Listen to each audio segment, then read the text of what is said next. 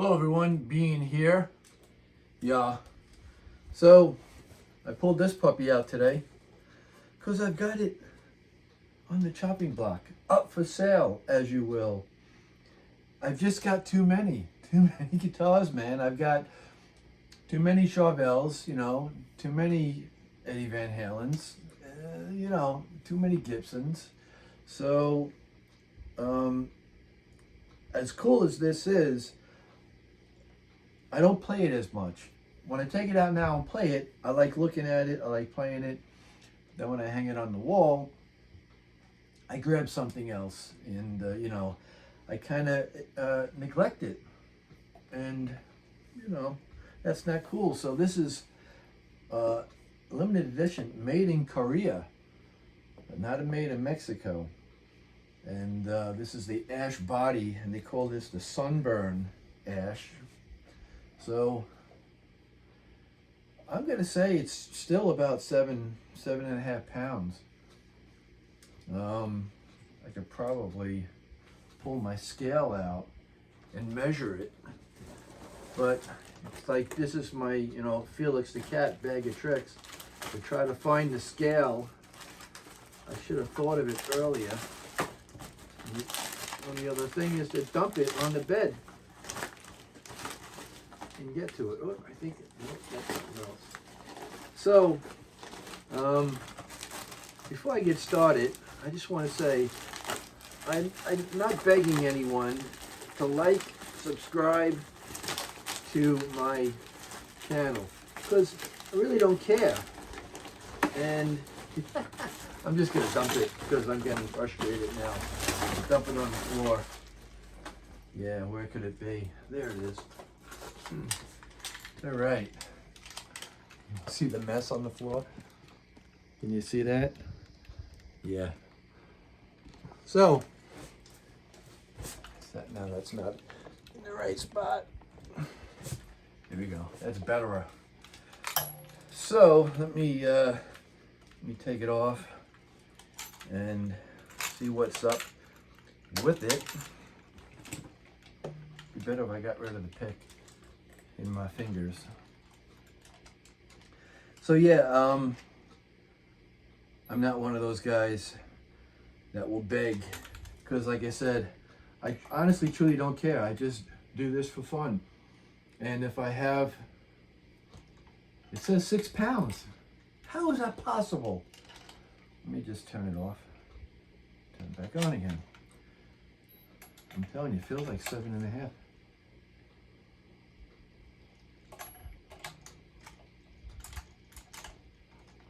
I don't get this. There's no way. Something's wrong with this. So yeah, like I was saying, I just do this for fun. And I do have a handful of people that come in all the time that I've spoken to. Yeah, I don't know what's going on with this thing. Ounces, kilograms, pounds. Zero it out. Oh, there we go. Wow. It's killing the shoulder. It says 8 pounds. Over 8 pounds on it. So I was wrong. Then again, my left arm is stronger than my right because luckily I'm ambidextrous, and that's my dominant arm now because of my shoulder. So, which gives me the freedom of, saying what I want to say. I try to, keep the cursing out of it. Because like when I watch guys like, for example, I watch Nuno Betancourt, and anytime I watch him speak in whatever video, whatever thing he's on, he just curses. It's F this, F that, and I'm from New York, so yeah, we say the F in alphabet, F and A, F and B, F and C. But he just comes off as an idiot, because someone that uses a curse word in every other word just shows a lack of intelligence, in my opinion. Plus, I do have some people that are, they don't want to hear that. They don't like that, for whatever reasons, religious reasons, or they just don't, like me, I don't mind it. I say it, don't get me wrong, and I'll use it in a joke to be funny. But that's about it.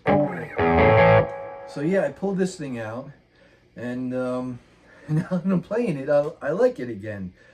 However, I've got two things up for sale, and this and my Gibson, and I'm hoping to sell one or the other, just because I want to get this other cool guitar, and I don't want to speak about it until I'm able to get it, or I actually have it, should I say. So yeah.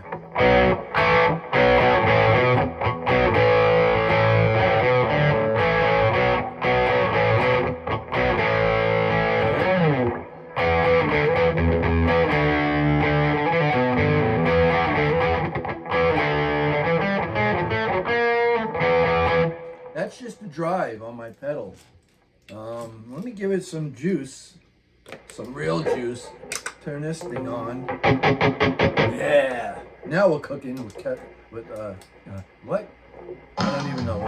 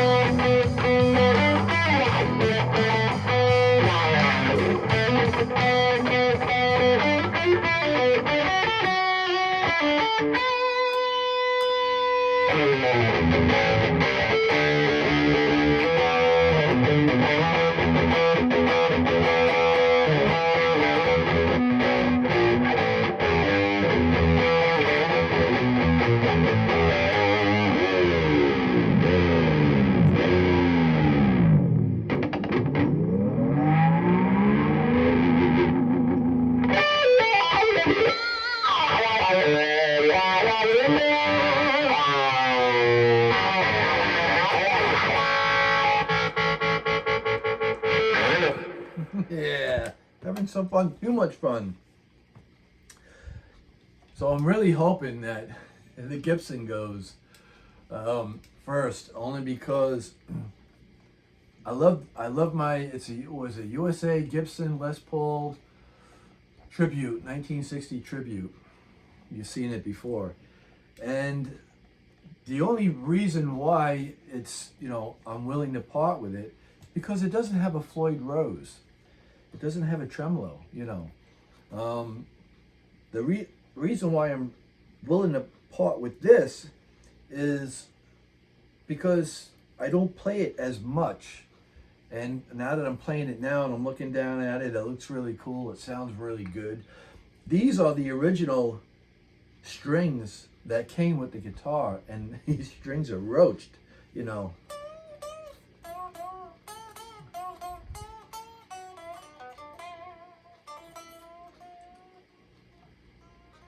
Yeah, they feel like nines. I was trying to hold the tremolo on, so when I bend, like to give you an example,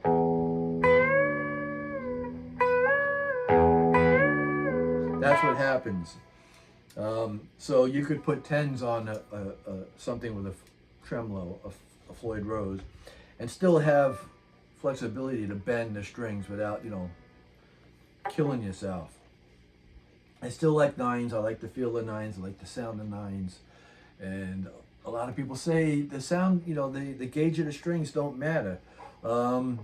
Nowadays, with the whatever you're playing it through, especially all these, you know, programmable fractals and everything else, anything sounds good. So you could, it doesn't matter what gauge string you have on it, because whatever device you're playing it through isn't going to detect it.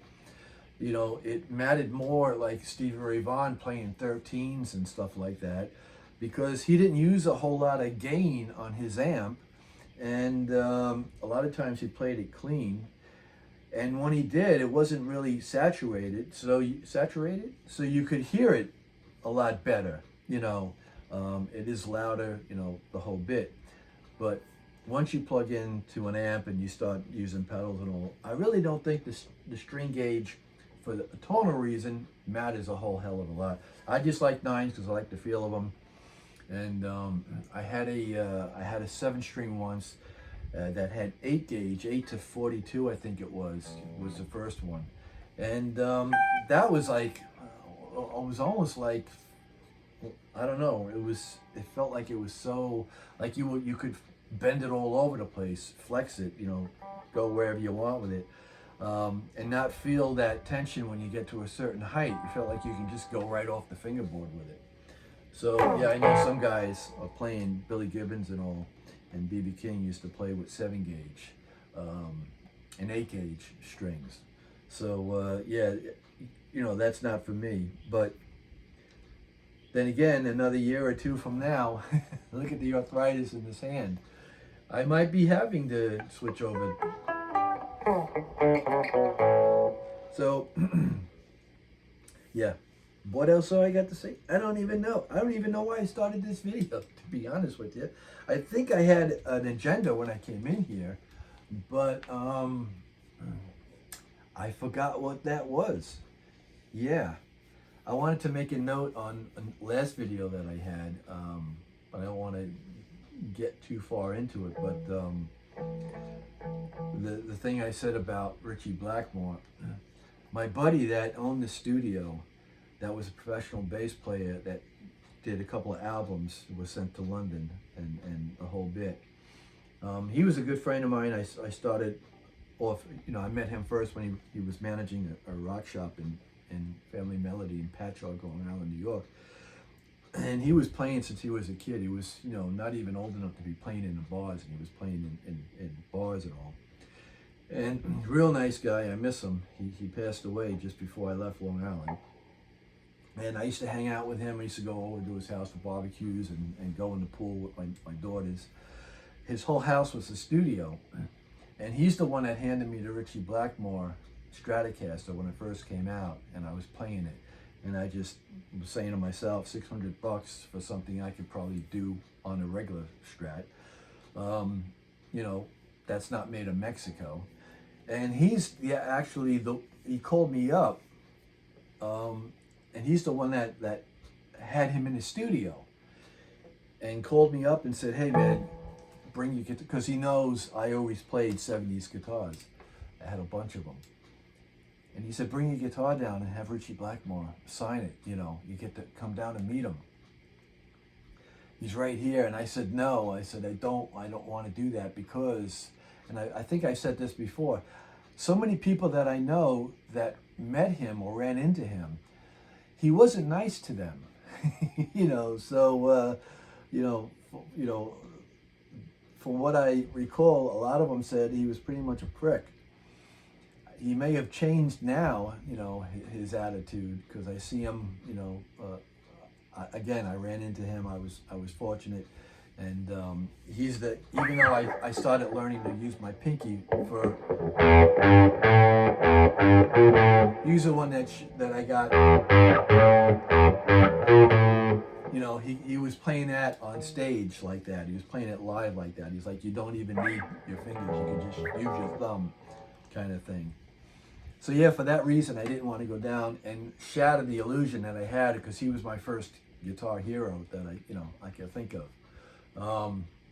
And then, like I said, running into him, nice guy and the whole bit. However, that's what happens, stuff like that is what goes on in the world.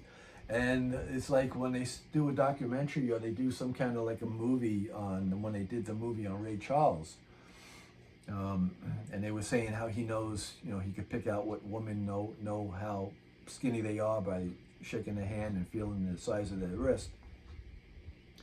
When Jamie Foxx was playing him and he was supposed to be, a heroin addict, I never watched the movie because I was, I liked Ray Charles. My dad had his albums, and I don't want that to dilute the illusion that I had of him. So yeah, that's all I got to say about that. And again, thanks for watching. I appreciate it. Have a good day and a better tomorrow.